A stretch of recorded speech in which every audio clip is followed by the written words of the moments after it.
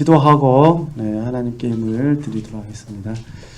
사랑의 하나님, 참으로 감사를 드립니다. 하나님을 사랑하여 하나님께 예물을 드립니다. 우리 하나님께서 기뻐 받아주시고 저희들의 작은 부분이지만 주님의 축복하심을 통하여 하나님의 사람들을 얻어드리는 이 사역이 하나님께 의미 있고 가치 있게 참여될 수 있도록 복 내려 주시옵소서.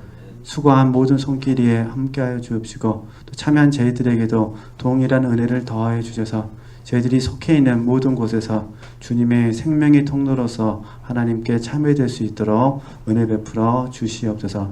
예수님의 이름으로 감사하며 기도드립니다. 아멘. 네, 계속 좀 보도록 하겠습니다.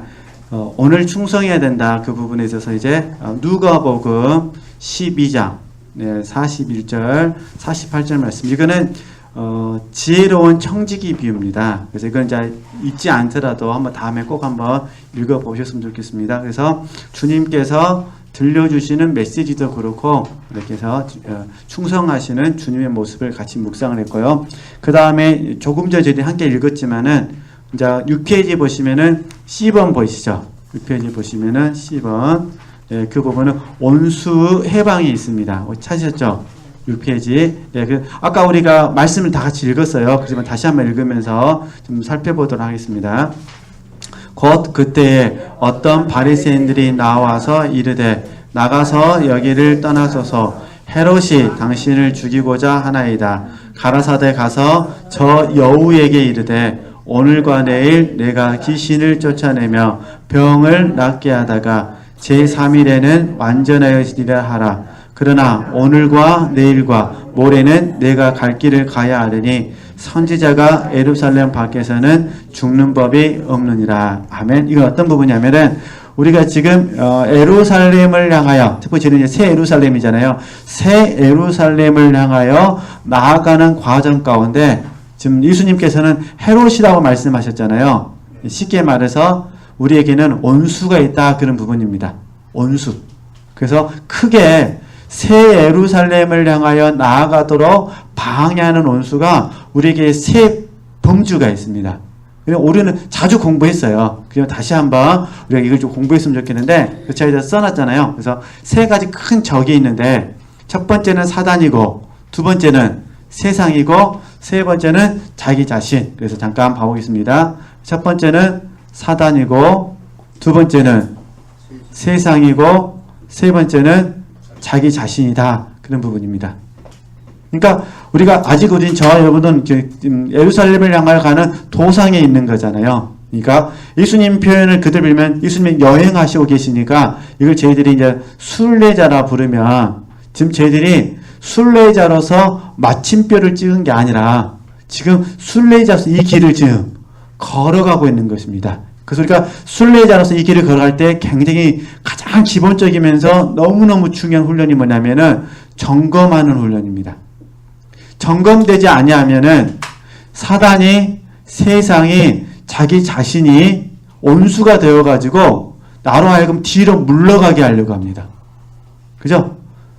영적인 길에 있어서 새 예루살렘을 향하여 걸어가는 이 여정에 있어서 사단, 세상, 자기 자신이 뒤로 물러가게 합니다. 그래서 우리가 이미 히브리서 10장을 통해서 암송하고 계시지만은 나의 의인은 어디죠? 믿음으로 말미암아 산다고 합니다. 그러니까 믿음으로 이 길을 걸어가야 되는데 사실은 사단의 공격이 있고 세상의 유혹이 있고 무엇보다 자기 자신과의 타협이 있습니다.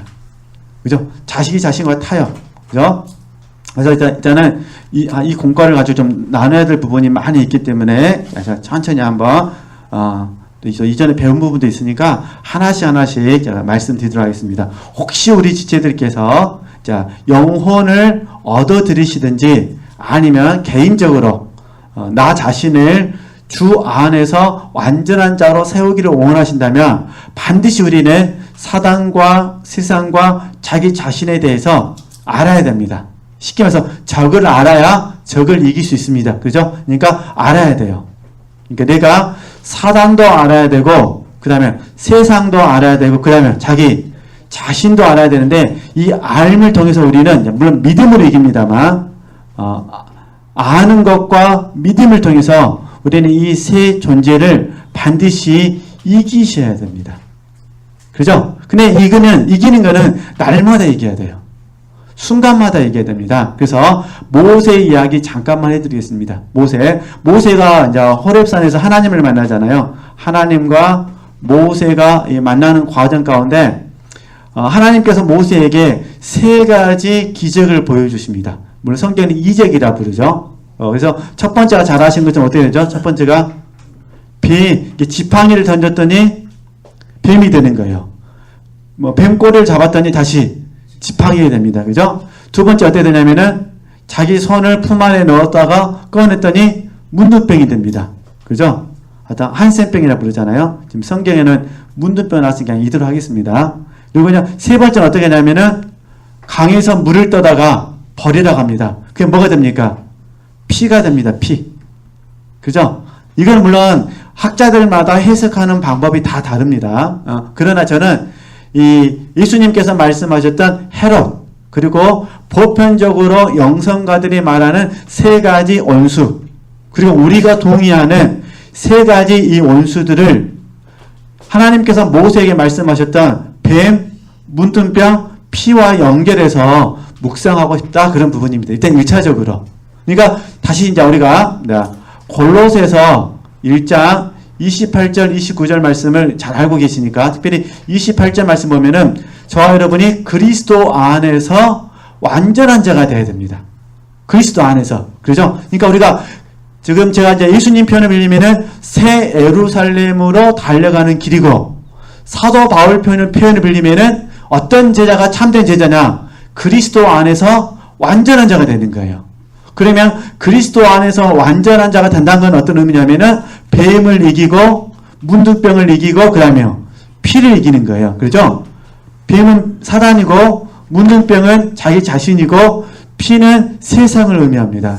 그러니까 나도 새 예루살렘을 향하여 걸어가는 과정 가운데 주님께서 기뻐하시는 제자가 되려면 완전한 자가 되는데, 완전한 제자가 된다는 것은 우리가 이전에 공부했던 공부를 적용하면 성령의 인도함을 받는 부분이지만, 그리스도 안에서 완전한 자는 어떤 사람이냐? 사단을 이기고 그 다음에요, 세상을 이기고 그 다음에 자기 자신을 이긴다는 겁니다. 그러지 않으면은 이 사단, 세상, 자기 자신 때문에 새 예루살렘을 향하여 걸어가는 과정 가운데 머뭇머뭇거리거나 뒤로 물러가 침륜에 빠지게 됩니다. 그죠? 그래서 예수님께서는 특별히 이제 사도 바울이 그랬지만은 이걸 잘 적용할 때 우상이라고 말합니다. 우상. 그러니까 쉽게 말해서 눈에 보이지 않는 우상입니다. 우리에게는. 그러니까 사단이 우상인 건 그만 동의가 되시잖아요. 그죠? 그런데 사실 세상이 우상이다, 내가 우상이다는 얘는 깊게 점검되지 않으면 안 보이는 겁니다. 왜냐면 깊은 곳에 감추어져 있기 때문에 그렇거든요. 그죠? 그래서 제가 이 부분을 좀 이렇게 같이 연결해서 좀 설명해 드리려고 합니다. 이렇게 이해하시면 좋겠고, 그러면 잠깐 뱀부터 말하면 뱀은 사단을 의미한다는 거 이해되시겠죠? 저와 여러분은 모세에게 적용하면 저와 여러분은 뱀을 이겨야 됩니다. 어떻게 하는 거죠? 사단을 이겨야 됩니다. 그죠? 예수님에게는 헤롯을 여우로 하셨고, 그 다음에 우리 자신의 깊은 곳에서는요, 문둥병과 같은, 쉽게 말해서 하나님 보실 때에 결점이 많다는 거예요. 결점이 많다는 건 무슨 말이냐면 불완전하다는 거죠. 그러니까 예수님은 저와 여러분에게 흠이 없기를 원하시고 아버지의 온전하심 같이 온전하기를 원하는데, 사실 우리는 아직은 불완전하다는 거예요. 그냥 문둥병을 영적으로 봤을 때 부적절함, 죄를 의미하기 때문에. 그죠? 그래서 에레미야 같은 거 그러잖아요. 가장 세상에서 부패한 것이 무엇이냐? 우리의 마음이라 그랬잖아요. 우리의 마음은 항상 뭐가 같다는 거죠? 문둥병과 같다는 거예요. 그죠? 그리고 이제 피는 물이 있어, 물. 이 물은 세상을 의미하거든요. 세상을. 그래서 예수님께서 사마리아 여인에게 말씀하실 때도 이 세상에서 주는 물을 마시면 안 된다고 하셨어요. 그럼 누가 주는 물을 마셔야 되죠? 예수님이 주시는 물을 마셔야 되거든요. 그러니까 우리도 마찬가지로 사단을 이기고 그 다음에요, 나 자신을 이기고 그 다음에 세상을 이기셔야 된다는 거. 이해되셨죠? 그렇게 딱 생각하시면 되시고. 자, 그럼 다시 이제 예수님께서 하셨던 부분하고 우리가 잘 아는 전통적인 방법으로 설명하게 되면은 사단은 잘 아시니까. 그러니까 세상과 자기 자신, 이 자기 자신을 예체되고 뭐냐면 자기 사랑이라 부릅니다. 그죠? 세상은 우리가 세상을 사랑한다고 부르기도 하고, 그죠? 그래서 이 세상은 보통 저희들이 세상을 소망한다 이렇게 부릅니다. 세상을 소망한다. 사랑한다는 건 다 포함이 되는 거예요. 의지하고 사랑하고 섬기는 건 이게 우상이거든요. 이게 저와 여러분에게서 우상은 뭐냐? 이해되시죠? 의지하는 거, 그 다음에요. 사랑하는 거, 그 다음에 섬기는 거, 이건 전부 다 우상이 되는 거예요. 그런데 사실 의지하고 사랑하고 섬기는 것, 이게 가장 기본적인 패턴인데 세상을 의외로 많은 사람들이 소망하게 되는 거죠. 기대가 있는 거예요. 소망. 그죠? 잘 이제 적용해 주셔야 됩니다. 그래서 우리가 사실 사단, 세상, 자기 자신, 이게 자기 사랑, 세상은 소망하고, 그죠? 이렇게 가면서 우리에게 이 영적인 길을 걸어갈 때에 잘 못 가게 하는 거예요. 그래서 이걸 이제 히브리서 말씀을 우리가 잘 아시는 히브리서 12장 말씀을 이 공과에 적용하면 하나님 어떻게 하시냐? 저와 여러분을 징계하시는 거예요. 징계하시는 거예요. 새 예루살렘을 향하여 주님의 복된 제자가 되기 위하여 열심히 달려가야 되는데, 이해되시죠? 열심히 달려가야 되는데 그렇지 못하고 도중에 머물러 버리는 거예요. 어제 우리가 야곱의 세겜 사건 공부했잖아요. 세겜에 머물러 버리는 거예요. 하나님께서 주신 은혜를 가지고 자기를 위하여 살고 싶은 거예요. 머물러 버리죠. 머무를 때에 여러 가지 핑계를 대는 거예요. 사단 핑계를 대시든지 세상 핑계를 대시든지 아니면 자기 자신을 핑계를 대든지 핑계를 대가지고 머물러 버려요. 그래서 뭐라 말씀하냐면 내가 죄와 싸우되 아직 피 흘리기까지 싸우지 아니하셨다 하면서 징계를 이야기하셔요. 그러면 징계를 잘 통과하면 어떻게 되느냐? 다시 순례자가 됩니다. 자, 우리 주제로 말하면 다시 제자의 길을 힘을 내서 가게 됩니다. 그러니까 어그러진 발을 펴서, 그죠? 길을 곧게 내가지고 새 예루살렘을 향해서 다시 뭐 한다는 거죠? 간다는 거예요. 그러면서 이제 믿음의 증인들도 우리가 공부하게 되는 것이고, 어쨌든 그렇게 하시고 우리 지체들이 위해서 징계를 하나님이 왜 주시는지 아시겠죠? 결국 징계를 통해서 바른 제자가 되기 위해서 하는 거예요. 거룩하고 온전하고 흠이 없도록 하기 위해서. 근데 사실은 거룩하고 흠이 없는 모습과 비교했을 때 방해하는 존재가 뭐냐? 사단이고, 그 다음에요. 세상이고, 그 다음에 자기 자신이다. 그런 부분입니다. 그래서 우리가 믿음, 소망, 사랑, 이 세 가지는 항상 있을 것인데 그 중에 제일은 사랑이다. 그래서 이 징계를 잘 받게 되면 이제 앞으로 제가 또 내일 하루밖에 없지만은 주님만을 목적하는 제자는 어떤 사람이냐? 연단을 통과한 제자만이 가능합니다. 그래서 이 징계글을 연단과 연결하면 잘 연단된 사람에게는, 이해되시죠? 잘 연단된 사람에게는 어떤 특징이 있냐? 믿음의 사람이라는 특징이 있습니다. 잘 연단된 사람에게는 소망의 사람이라는 특징이 있습니다. 잘 연단된 사람에게는요, 사랑의 사람이라는 특징이 있습니다. 그죠? 그럼 봐보세요. 사단은 무엇으로 이기냐? 믿음으로 이겨요. 믿음으로. 그죠? 사단은 두드러지게 믿음으로 이깁니다. 믿음이 무너지게 되면 사단을 이길 수가 없습니다. 그죠? 믿음. 지금 세상은 소망한다 그랬잖아요. 그러면 이제 우리 이 세상 소망을 어떻게 이기냐? 하늘 소망으로 이깁니다. 그러니까 세상은 소망하지 않게 되는 거예요. 연단받으면. 그럼 어디를 소망해야 되는 거죠? 하늘을 소망해야 되는 거죠. 그죠? 우린 주님의 제자로서 새 예루살렘을 향하여 날마다 걸어가는 겁니다. 좀 우리가 가슴 아픈 거는 점진적이라는 거. 좀 빨리빨리 됐으면 좋겠는데. 좀 빨딱빨딱 됐으면 좋겠는데 사실 100% 전부 다 점진적이에요. 늦어. 생각 하나 바꾼다는 것이 얼마나 어려운지. 아까 제가 우스갯소리로 미워하는 사람, 섭섭한 사람, 불편한 사람 얘기했잖아요. 어떠세요? 불편한 사람하고 같이 밥 먹으면 그나마 불편한데 더 어떠세요? 더 불편하시죠? 그래서 제가 다시 들으고 싶은 부분이 그런 부분이에요. 그러니까 그만큼 우리가 점진적이에요. 아무리 편하려고 해도 안 편해. 불편하다는 거죠. 그러니까 불편한 부분을 주 안에서 품고 살아간다는 거는 그냥 내 이야기 아닐 때는 너무 쉬워도요. 내 이야기가 되면은 안 된다니까요. 안 돼요. 그래서 다시 한번 우리 지체들께서 잘 적용하셔야 됩니다. 사단은 무엇을 이기고요? 믿음으로. 그러니까 믿음도 뭘 받으셔야 돼요? 연단을 받으셔야 돼요. 소망도 연단을 받아야 돼요. 그죠? 그래서 이제 세상에 대한 소망은 그냥 버려지는 거예요. 그죠? 왜냐면 이게 세상은 피요, 피. 이해되시죠? 나에게 전혀 도움이 안 되는 혐오스러운 것이 되는 거예요. 그러니까 세상을 우리가 잊어버리고 한 해를 더 소망하게 되는 거죠. 그러면 자기 사랑하시죠? 나를 사랑한다는 건 문둥병이에요, 문둥병. 하나님께서 보실 때 영적으로 죄가 된다는 거예요. 그러니까 자기 사랑이 없어지면 어떻게 될까? 이제 누구 사랑이 될까? 이제 하나님 사랑, 이웃 사랑으로 가게 되죠. 이렇게 해서 우리가 평생 동안 또 이 훈련을 받습니다. 이 훈련을 뭐라고 하냐면 채움의 훈련이라 그럽니다. 그러니까 하나님이 날마다 우리를 지으며 자기 부인 자아 부정만 하는 게 아니에요. 이게 십자가를 지음으로 말미암아 하나님이 이제 채우는 훈련을 하시는 거예요. 그렇죠? 그러니까 믿음의 주여, 주님께 믿음을 체험받고 소망의 주인도 누구입니까 지금? 그죠? 그 다음에 사랑의 주인도 하나님이셔요. 그죠? 우리가 이제 잠깐 전에 배웠지만 그리스도의 사랑이 우리를 뭐 하는 거죠? 강권하시는 거예요. 그죠? 소망만 잠깐 봐보실까요? 사도 바울이 빌립보서서 했던 말씀은 그렇게 하늘의 시민권이다. 그거는 잘 아시니까 안 하는 걸로 하고 우리 로마서 말씀 자주 들으시지만은 깊게 마음에 새기지 못하는 부분이 있거든요. 그 부분 한번 보도록 하겠습니다.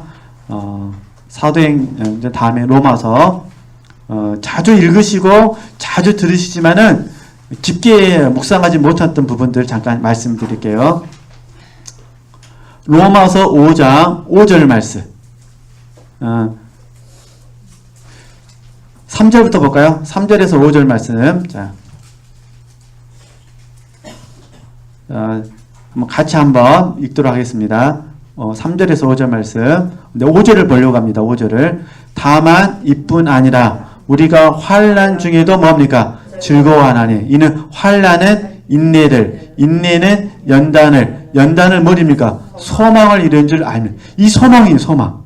이해되시죠? 이게 하늘 소망이거든요. 그래서 5절 말씀 보세요. 소망이 부끄럽게 아니함은 우리에게 주신 성령으로 말미암아 하나님의 사랑이 우리 마음이죠. 부음받습니다. 그러니까 성령의 역사하심이 있어야 하늘 소망이 우리에게 부끄럽지 않다 그런 의미입니다. 그죠? 그러잖아요. 사실 우리가 환난 가운데 즐거워한다. 환난 가운데 낙심하지 않는다. 저도 사도 바울의 이야기를 할 때는 담대하게 할 수 있어요. 그러나 제 이야기가 되면은 사실 환난 가운데 즐거워하기는 어렵죠. 환난 가운데 낙심하지 않는 건 어려워요. 그러나 우리는 말씀을 믿자고 했잖아요. 느낌을 믿는 것이 아니라 말씀을 믿자고 했고 하나님의 말씀이 사실임을 믿자고 했으니까 결국 환난은 우리에게 뭘 가져다는 거죠? 소망을 이룬다. 이 소망이 우리에게 부끄럽지 않은 것은 성령의 역사하심으로 말미암아 하나님의 사랑이 우리에게 뭐예요? 분바됩니다. 이해되시니까 쉽게 이런 표현이에요. 환난 가운데 하나님의 사랑을 묵상하면 우리 마음속에 믿음, 소망, 사랑이 이렇게 용솟음 치는 거예요. 전 그래서 믿음의 사랑, 소망의 사랑, 그 다음에 사랑의 사랑.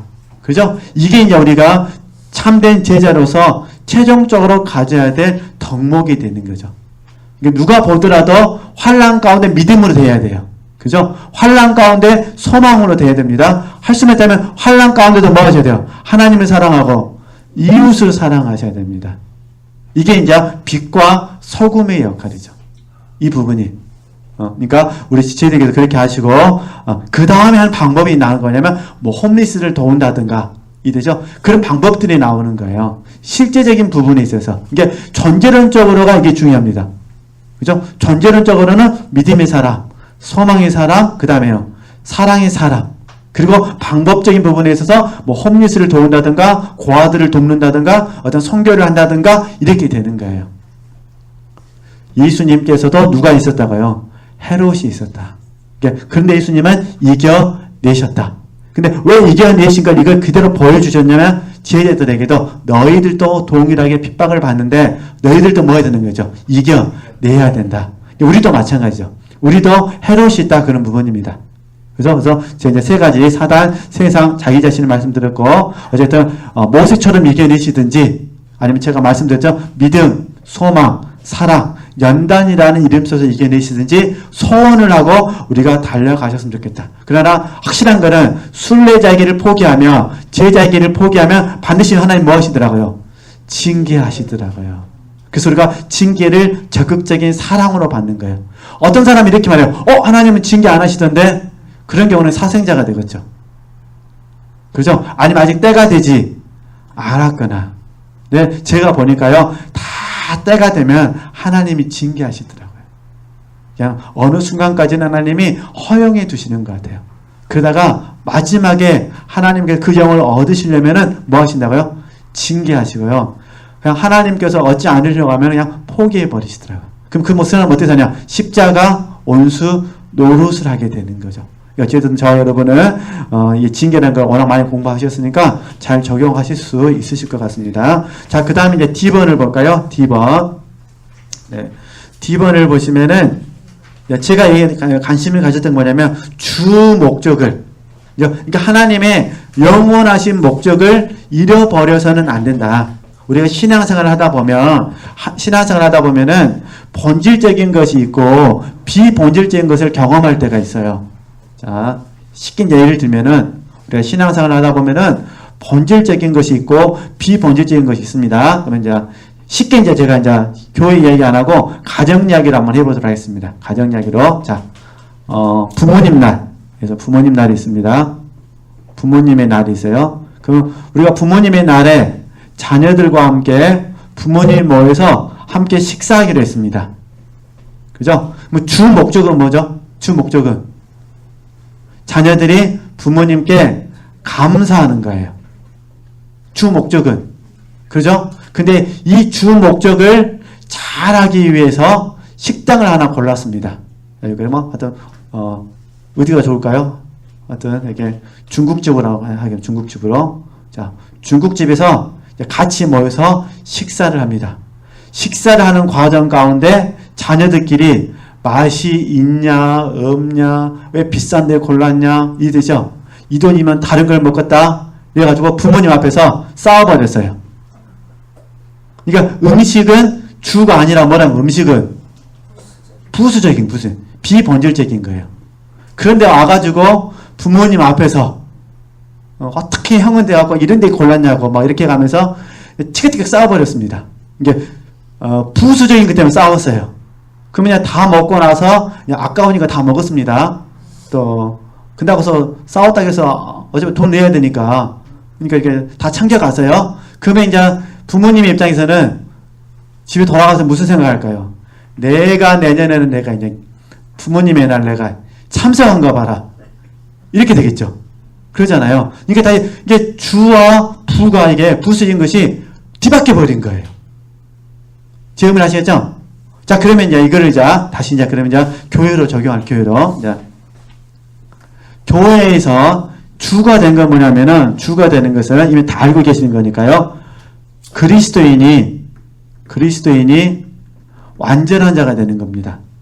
바울사도 표현을 이게 주입니다. 주 목적. 이 주 목적을 잘 이루기 위해서 건물이 필요하고, 그죠? 그 다음에 시스템이 필요하고. 뭐 등등등등이 이제 필요합니다. 그렇죠? 방법이 필요하다는 거예요. 잘 섬기기 위해서. 그런데 어떻게 하다 보니까 그리스도인이 완전한 자가 된 데는 이제 주 목적은 없어져 버리고 이해되시죠? 방법을 잘 섬기다가 일만 하고 그리스도인을 완전한 자 세우는 예배하는 일은 잃어버렸어요. 이게 이제 문제가 되는 거예요. 이렇게 되면은 라오디아 교회가 됩니다. 이게 원래 주 목적은 뭐라는 거예요? 그리스도인을 어떻게든 완전한 자로 세우기 위해서 이걸 잘 세우기 위해서 필요한 게 건물이고, 이죠? 이걸 잘 하기 위해서 필요한 게 시스템이고, 그리고 교육적인 방법이라는 거예요. 근데 이제 사역자들이 건물 관리하다가 시간 다 써버리고, 그죠? 시스템 운영하느라고 시간 다 써버리고, 그 다음에 방법 찾다가 다 써버리고, 그럼 어떻게 되냐? 당사자는 일하는 자가 됩니다. 그러니까 하나님이 기뻐하시는지 하나님이 기뻐하지 않은지는 관심이 없게 되는 겁니다. 원래 주 목적은 뭔데? 주 목적은 그리스도인을 완전한 자로 세워서 하나님께 예배하는 자로 만드는 것이 주 목적인데, 제 의미는 아시겠죠? 그래서 이런 부분들을 우리가 좀 주의할 수 있었으면 좋겠다, 그런 부분입니다. 자, 그러면 다시 우리가 예루살렘을 향하여 달려갑니다. 예루살렘을 향하여 달려갈 때 다시 이제 제자에게 되니까 우리 주 목적은 저와 여러분이 주님께서 기뻐하시는 참된 제자가 되는 겁니다. 이해되시겠죠? 참된 제자가 되는 것이 주 목적이고 나머지 부분은 부수적인 것이라는 거예요. 그러니까 부수적인 것은 불편합니다. 그죠? 근데 우리는 불편한 부분을 얼마든지 뭐 할 수 있는 거죠? 감당할 수 있습니다. 왜냐하면 진짜 목적은 뭐니까? 참된 제자가 되는 것이니까. 제 의미를 아시겠죠? 이렇게 적용하셨으면 좋겠다, 그런 부분입니다. 그러니까 뭐 스스로에게도 이렇게 적용하셨으면 도움이 되실 것 같아요. 자, 이렇게 보시면 되실 것 같고요. 그 다음에 이제 제가 잠깐 이제 예수님이라고 다시 돌아가면은, 그러니까 본질적인 것과 비본질적인 것은 이해되셨죠? 그 다음에 하나님의 뜻을 이루어드리는 것이 먼저고, 그의 그는 뭐라는 거죠? 부수적인 것이는 거. 그 다음 봐보세요, 이제. 이게 이제 누가복음 17장 12절에서 19절 말씀이에요. 근데 일단 먼저 말씀드리고 말씀 읽어볼게요. 주님은 사람들의 병을 치료하셨지만 모두 치료하신 것은 아니라는 거예요. 그러니까 주님께서는 사람의 병을 치료하셨다는 건 뭐냐면 비본질적인 거, 부수적인 것이다, 그 말입니다. 부수적인 거. 자, 말씀 한번 읽어볼까요? 자, 누가복음 17장 11절 19절 말씀. 이건 잘 하신 이야기예요. 문둥병 고친 이야기거든요. 그런데 한번 같이 한번 읽어보겠습니다. 시작. 예수께서 예루살렘으로 가실 때에 사마리아와 갈릴리 사이로 지나가시다가 한 촌에 들어가시니 문둥병자 10명이 예수를 만나 멀리 서서 소리를 높여 가로되 예수 선생님이여 우리를 긍휼히 여기소서 하거늘 보시고 가르사대 가서 제사장들에게 너희 몸을 보이라 하셨더니 저희가 가다가 깨끗함을 받은지라 그 중에 하나가 자기 나은 것을 보고 큰 소리로 하나님께 영광을 돌리며 돌아와 예수의 발 아래 엎드려 살해하니 저는 사마리아니라. 예수께서 대답하여 가라사대 10사람이 다 깨끗함을 받지 아니하였느냐? 그 9은 어디 있느냐? 이 이방인 외에는 하나님께 영광을 돌리러 돌아온 자가 없느냐 하시고 그에게 이르시되 일어나 가라. 내 믿음이 너를 뭐하다 그죠? 구원하였더라. 근데 이 말씀을 보면은 예수님께서 병을 고치셨어요. 그렇죠? 근데 제 말은 전부는 아니더라. 전부는 아니더라. 그래서 이렇게 지체들께서 이렇게 사역을 하는 건 좋은데 한쪽에 너무 치우치는 쪽으로는 적용하지 않으셨으면 좋겠다. 그런 부분입니다. 그래서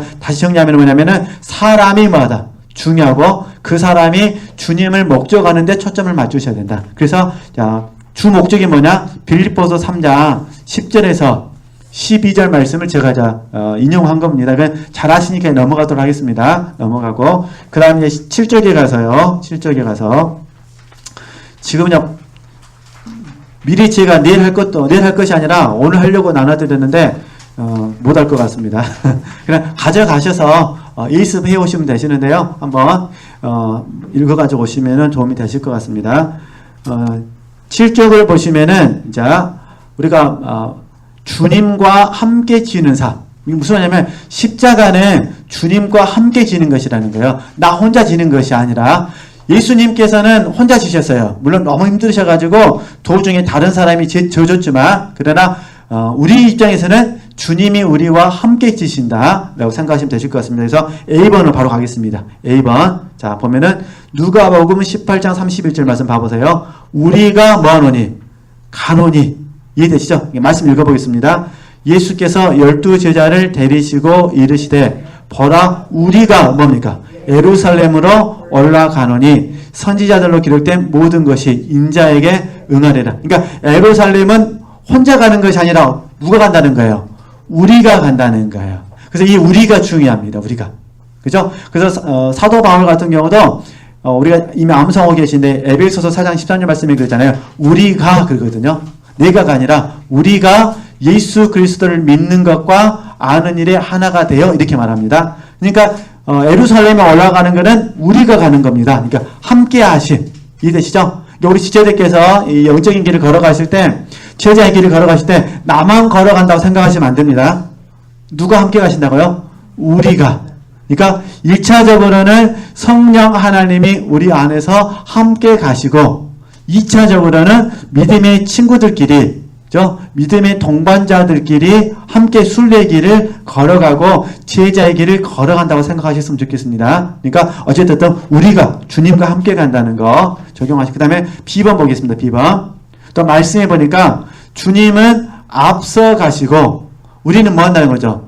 뒤따르는 게, 어떤 경우에는 함께 가고 어떤 경우에는 주님께서 앞서 가시고 우리는 뒤따라 갑니다. 그래서 누가복음 19장 28절 말씀 같이 한번 읽으실까요? 예수께서 이 말씀을 하시고 예루살렘을 향하여 뭐 하셨습니까? 앞서서 가시더라. 그죠? 이렇게 생각하시면 됩니다. 그 다음에 D번. 겟세마네 동산의 기도. 그죠? 누가복음 22장 42에서 44절 말씀. 이거는 십자가를 선택하시는 거 잘 하시는 겁니다. 뭐 읽어볼까요? 가라사대 아버지여, 만일 아버지의 뜻이여든 이 잔을 내게서 옮기시옵소서. 그러나 내 온대로 마옵시고 아버지의 온대로 되기를 원하나이다 하시. 그래서 저희들이 이 말씀을 가지고 소욕을 부정하는 모습으로 봅니다. 그죠? 그래서 자아 부정 또는 더 심하게는 자아 상실이라 부릅니다. 그러니까 지금 이 기도하실 때는 자아를 부정하신 거예요. 이 기도를 하실 때는, 그죠? 나의 온대로 마옵시고 하나님의 뜻대로 하옵소서. 이 기도하실 때는 자아를 지금 부정하는 현장이고, 그죠? 이때는 자아를 부정하는 현장이고, 이제 완전히 부정이 되셨어요. 그러면서 하신 말씀이 제자들에게, 자고 있는 제자를 깨워서 내려가자 그럽니다. 그죠? 그리고 이제 빌라도 앞에 서서도 담대하십니다. 이걸 제대로 뭐라 부르냐면 자아 상실이라 부르죠. 이제 예수님을 통해서 우리가 어떤 모델을 찾는다면, 그러니까 나의 온대로 마옵시고 하나님의 온대로 하옵소서, 하나님의 뜻대로 하옵소서라고 기도하는 중은, 기도하는 과정은 지금 자아를 부정하는 과정이고, 이해되시죠? 완전 평강해지셨잖아요. 그럴 때는 이걸 제대로 뭐라 부른다고? 자아 상실이라 부른다는 거예요. 그죠? 그럼 제가 자아 상실은 뭐냐면 내가 사는 것이 아니요, 내 안에 예수 그리스도께서 사신 것, 이때 저희들이 자아 상실이라고 부릅니다. 정말 이때는 나는 없습니다. 그래서 우리가 할 수만 있다면 자기 부인, 자아 부정, 자아 상실이 정말 잘 됐으면 좋겠습니다. 네, 다 부끄럽습니다. 사실 우리가 하루 돌아보면 내가 얼마나 자아를 상실했는가 많이 부끄러워요. 사실 자기 부인도 어렵잖아요. 그러니까 자기를 부인하고 자아 부정을 하고, 그 다음에요, 정말 나는 없고 누구만 있어요? 예수 그리스도만. 이게 예수님께서 이렇게 본을 보여주셨다. 제가 느끼기에, 제가 감동받기에, 그래서 이 부분을 우리 지체들과 같이 좀 나눠본 부분입니다. 사실 이 자아 부정하는 과정은요, 말씀 찾아볼까요? 주인물에 제가 안 써온 것 같아요. 지금 누가복음 22장 말씀. 네. 잠깐, 다른 복음서에도 다 있는데 지금 저희들이 지금 누가복음을 공부하니까 누가복음 22장 말씀 좀 보도록 하겠습니다. 누가복음 22장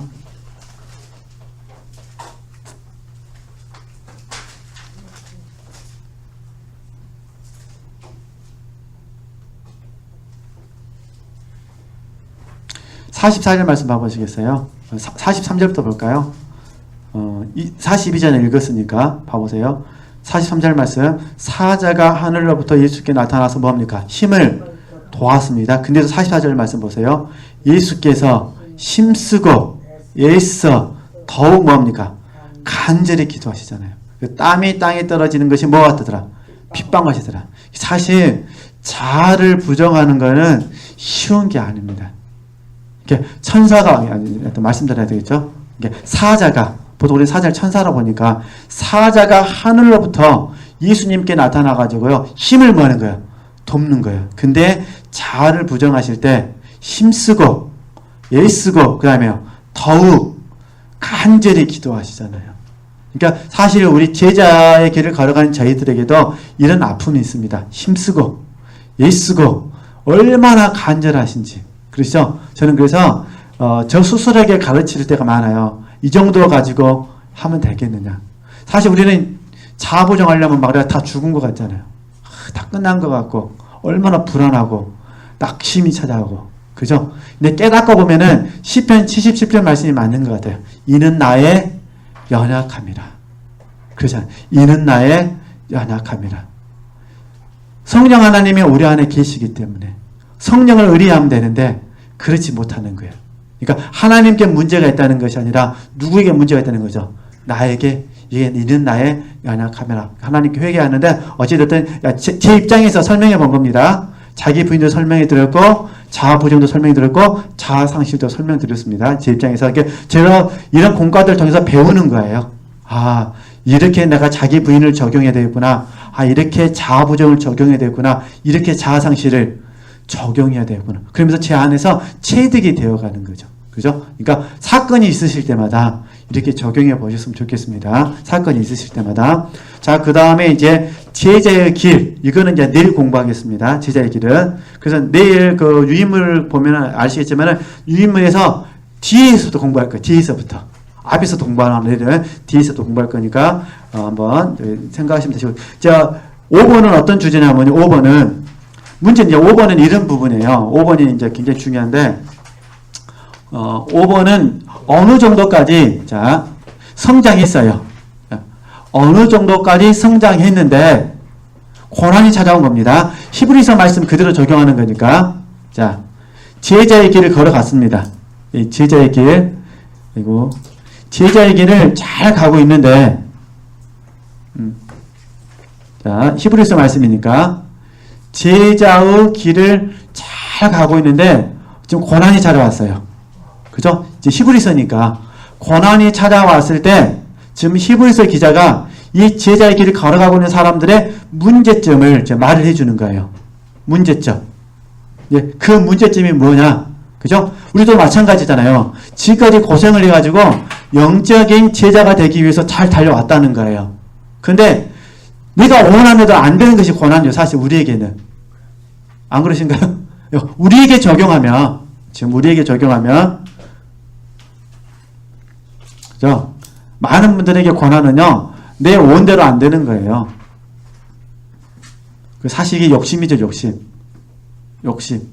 내 원대로 안 되면 힘들거든요. 그 고난이 찾아오죠. 자녀가 내 원대로 되면은 그 고난이라고 안 하잖아요. 똑같이 자녀를 위해서 기도도 뭐 힘이 막 또 신나서 할 수도 있겠죠. 그러니까 현재 우리에게 적용하면 내가 자녀 때문에 힘들어요. 그러면요. 솔직하게 보면요. 왜 힘드냐면요. 자녀가 내가 원하는 대로 안 돼서 그래요. 사역 때문에 힘들어요. 잘 보면요. 목사님이 원하는 사역이 안 돼서 그래요. 그러죠?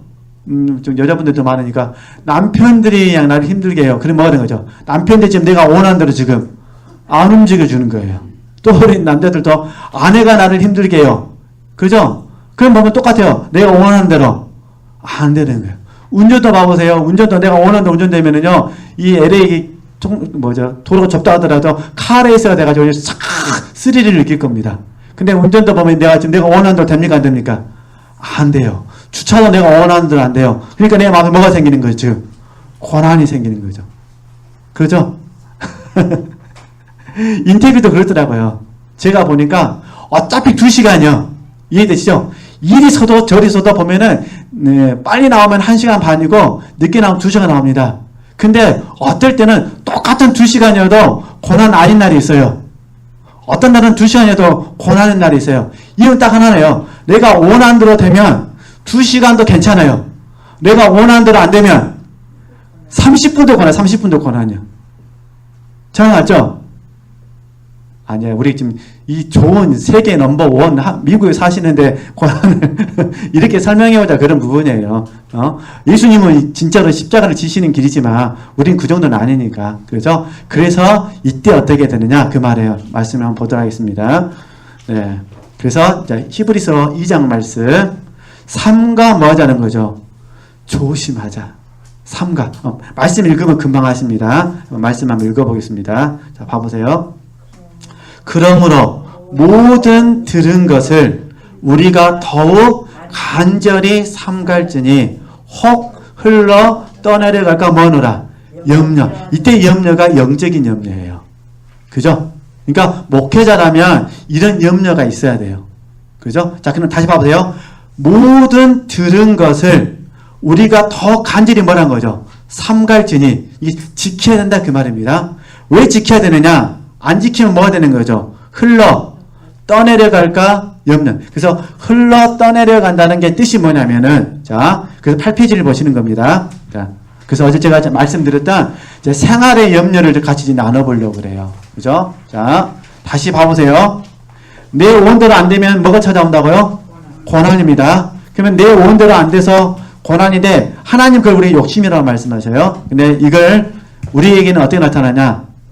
삶인 게 예수님 표현을 빌리면은 생활의 염려로 나타나요. 그러니까 생활의 염려가 우리로 하여금 어떻게 하느냐? 지금까지 들었던 모든 말씀들을 이해되시죠? 지키게 하는 것이 아니라 내 안에서 다 없어지게 만든다는 거예요. 그래서 이거를 자 천천히 한번 시간 되는 대로 한번 나눠보도록 하겠습니다.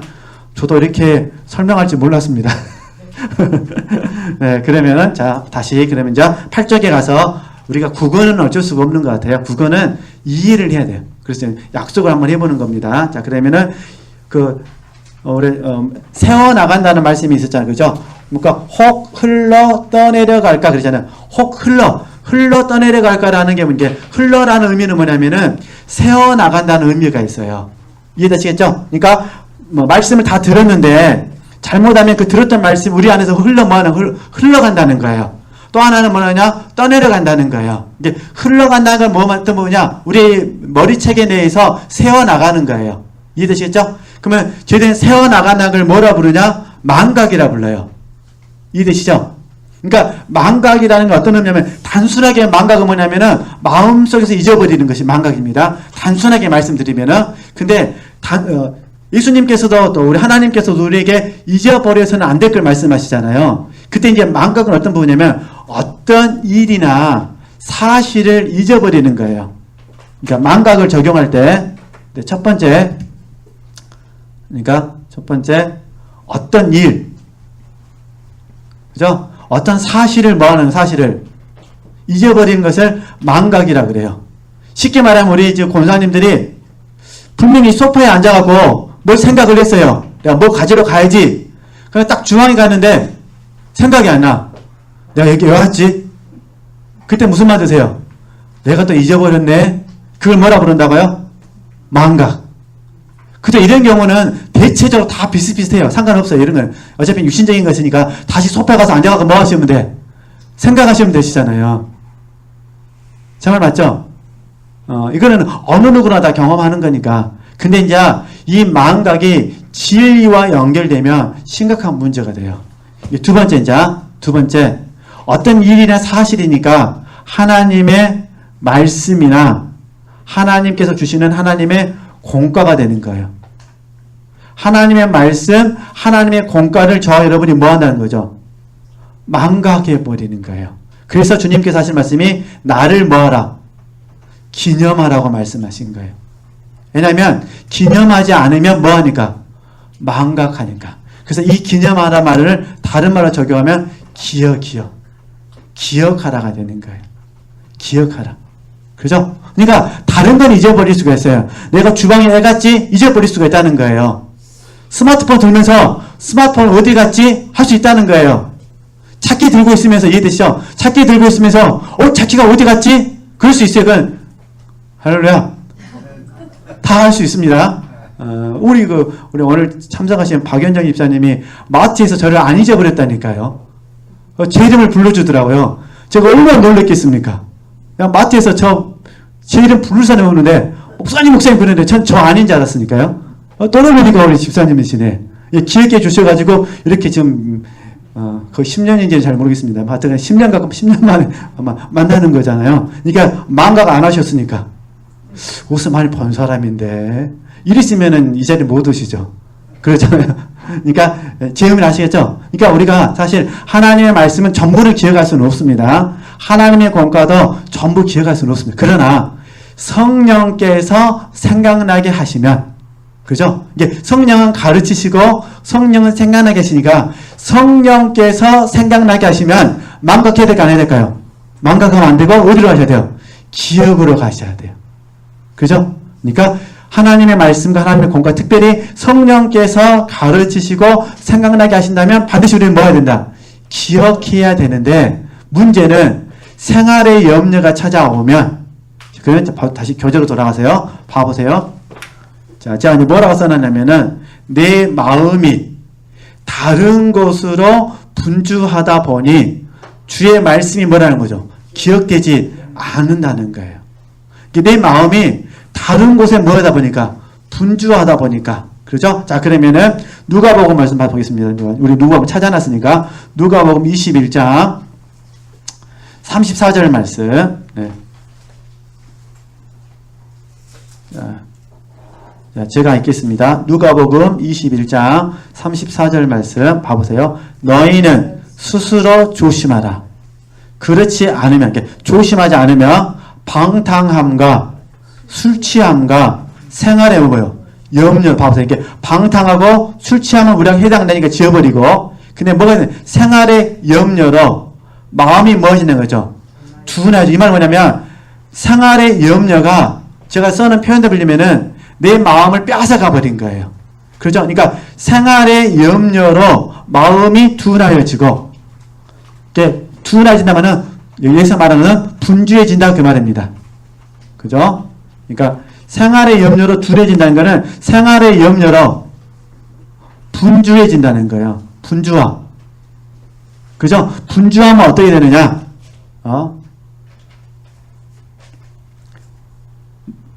마음이 둔해지고 뜻밖의 그날이 뭐라고 하죠? 덕과 같이 너희에게 임하리라. 그러니까 스스로 조심하라는 거예요. 그죠? 그러니까 다시, 그러니까 마음이 생활의 염려로 인해서 분주해지면 마음이 무디해집니다.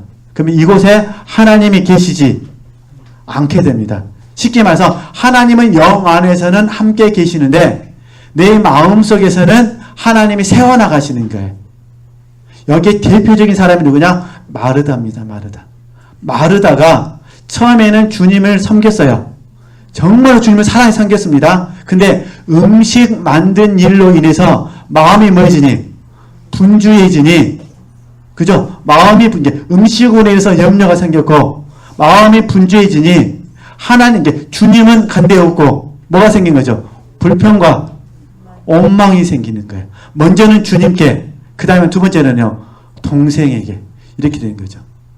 제 의미를 아시겠죠? 자, 그래서 이걸 잘 한번 적용할 수 있었으면 좋겠는데, 저는 그래서, 우리 주님께서 저희들에게 내일 일은 내일 염려라고 말씀하셨구나.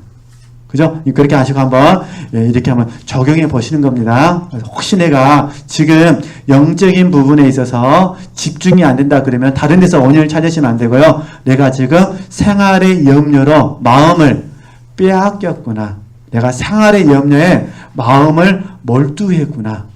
우리 어머님들이 자녀들을 위해서 혹시 반찬을 만든다고 한번 생각을 해보도록 하겠습니다. 반찬은 뭐 김치찌개 하나만 끓인다 이런 거는 아무것도 아니고, 그런 거 말고 그냥 혹시 자녀들 위해서 한 3박 4일 동안 먹을 반찬을 만든다고 직접 만드신가요? 아니면 마트에서 사다 갖다 주신가요? 어쨌든 간에 만든다고 한번 생각해 보겠습니다. 별로 공감이 안 될 것 같은데 하여튼 만든다고. 그럼 봐보세요. 반찬을 만드는 일에 딱 전념하게 되면 다른 사람들이 보이던가요? 안 보이시던가요?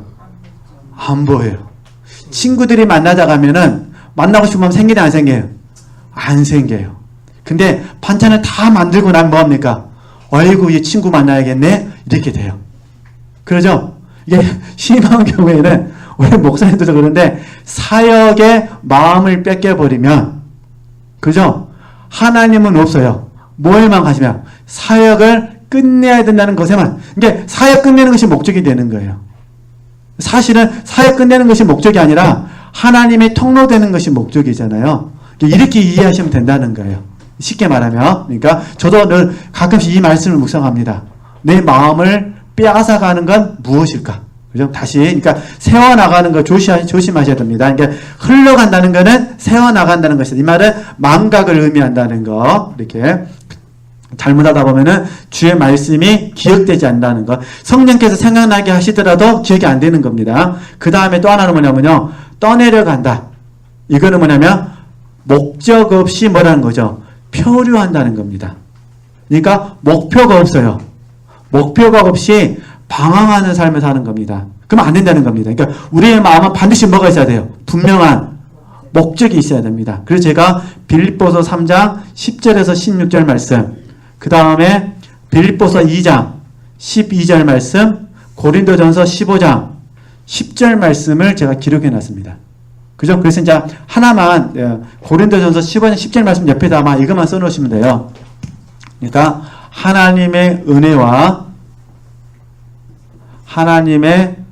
은혜에 합당한 목적에, 하나님의 은혜와 하나님의 은혜에 합당한 목적에 맞는 삶, 이걸 같이 적용해 주셔야 됩니다. 쉽게 말해서 제가 하나님의 은혜로 목사가 됐습니다. 쉽게 이거 하고 마칠게요. 2, 3번만 더 하고요. 이해되시죠? 저는 하나님의 은혜로 목사가 됐습니다.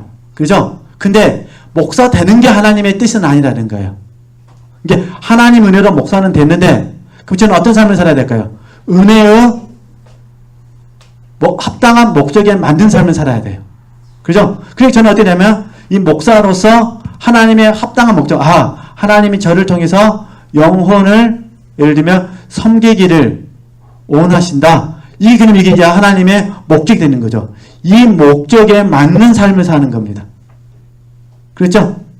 그러니까 저는 목사가 되었다는 것에 대해 초점을 맞추게 되면은 그 다음에 꿈이 사라져 버리는 거예요. 그 꿈이 없어진다는 거죠. 그러니까 저는 어떻게 되냐면 하나님 은혜로 목사가 되었으니까 이미 됐잖아요. 됐으니까 그럼 목사로서 하나님께서 나에게 목사가 되게 하신 은혜의 목적에 합당한 삶을 사는 거죠. 뭔가 왔더니 영혼을 모으는 것이다. 섬기는 것이다. 한 사람이 그리스도 안에서 완전한 자가 되도록 하나님께서 나를 먼저 세우시고 그를 세우기를 원하시는구나. 이게 이제 목적에 맞는 삶이 된다는 거죠. 저는 계속 무엇에 초점을 맞춰야 되냐면 목적에 맞춰야 돼요. 은혜의 목적. 그래서 한 사람을 세웠어요. 그래서 A라는 사람을 세웠습니다. 그러면은 또 하나님께서 B라는 사람을 붙여주시겠죠. 그럼 또 B에 세워졌으면 어떻게 또 C라는 사람을 붙여주시겠죠. 저는 계속해서 이 목적에 맞춰서 어떻게 될까요? 이 목적에 맞춰서 삶을 사는 것입니다. 이게 어떻게 보면은 목사라는 게 중요한 것이 아니라 하나님의 종인 목사로서 사는 것이 중요하죠. 그러니까 먼저는 저 자신을 완전한 자로 세우는 것이고 두 번째는 다른 사람을 완전한 자로 세우시기 위해서 조금이나마 제가 헌신하는 것이 은혜에 합당한 삶이다. 그죠? 그래서 우리 지체들께서 이제 은혜도 묵상하고 계시니까 이왕이면은 하나 더 추가하셔가지고 하나님의 은혜에 합당한 목적에 맞는 삶을 사셨으면 좋겠다 싶어서 이제 결론적으로 말씀을 드린 겁니다. 이렇게 해서 이제 주님의 길을 같이 공부를 했습니다. 주님의 길. 그러니까 저와 여러분이 주님의 길을 다 들으셨으니까 잊어버리시면 됩니까? 안 됩니까? 흘러 떠내려가면 큰일 납니다. 흘러 떠내려가면 안 됩니다. 이거 가지고 뭐 하시는 거죠? 또 학습해 보시고 또 물론 제가 내일 또 강의는 하겠습니다만 8월달 오실 때는 여기에 기초에서 추가로 이제 제자들을 또 공부합니다. 기초에서 요한복음 15장 포함해서 다른 주들을 공부할 거고요. 내일은 오실 때 오늘 받은 유인물에서 맨 마지막 정도 보시면은 뭐가 있냐면은 5페이지 맨 마지막 부분에서 5페이지 봐보시겠어요? 맨 마지막 부분에서 5페이지 그거 보시면은 예수 그리스도를 조춤이라는 게 있습니다. 이걸 먼저 공부합니다. 이거를 이해되시겠죠? 찾으셨을까요? 5페이지 5번 예수 그리스도를 조춤. 하여튼 그래서 말씀만 좀 연결되어 있어요. 이 말씀을 제가 풀어가면서 저희들이 꿈꾸는 제자가 어떤 제자인지를 나누려고 합니다. 그래서 혹시 읽어보고 싶으시면은 이걸 먼저 읽어가시면 되시고, 이 목적 안에서 어떤 훈련을 해야 될 것인가, 이 목적 안에서 어떤 연단을 받아야 될 것인가를 공부하는 겁니다. 지금을 아시겠죠? 그러니까 원래대로라면은 순서대로 공부를 해야 되는데 우리 지체들은 이미 다 지혜자시니까 지혜자로서의 말씀을 통해서 학습하고 어떻게는 하다가 못하면은 8월달에 계속 해드리겠다 그런 부분입니다. 그렇게 하시고 준비해 오시면 되실 것 같습니다. 장시간 동안 피곤하신데 함께 해주셔서 감사합니다. 하나님께 영광 돌리겠습니다.